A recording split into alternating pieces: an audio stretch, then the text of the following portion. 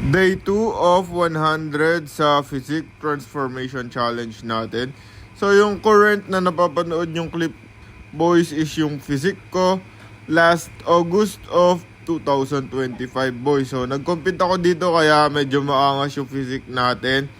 So ayan, sabi ko magko-compete ako na madaming beses last year pero isang competition lang yung nagawa ko. So my bad. Hindi ko na panindigan yung sinabi ko. So babawi na lang tayo sa susunod na kabanata, boys.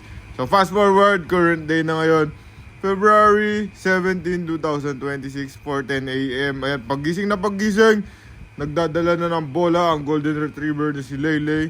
Tapos ayun, sa salamin, napakataba ko habang nagsasaing si Boss Neg. Ayan, may bola na naman si Leylay. Tapos si Billy wala pa sa mood kasi kakagising lang. Ayan, nag-weigh in na tayo, boys. Ang weight ko ngayong araw is 83.55 kg. So, napakataba ko. Tapos ayan yung whey protein na gamit ko, Insane Labs 100% whey from the Good Stuff Supplement Shop. So, ayan, papunta na tayo sa gym. Nakapag pre-workout meal na kami, nakaligo, tapos syempre mag-workout na tayo. Medyo late na tayo nakadating sa gym, 6:21 AM na. So leg day pala ako ngayon. So squats ang unang-unang exercise ko, yung base exercise ko. Napakahina ako na mag-squat, boys. So way back, kaya akong mag 3.5 plates ngayon. 2 plates na lang yung nagagawa ko. Hirap na hirap pa ako, boys.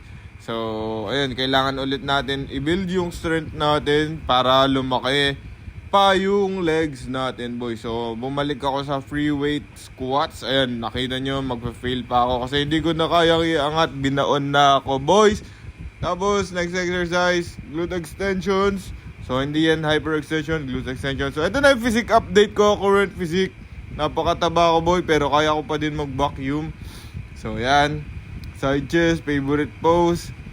Susunod, pagka maganda-ganda na yung katawan natin, mabibilib na ulit kayo sa akin. Pero ngayon, taba-choy pa tayo, baboy mode.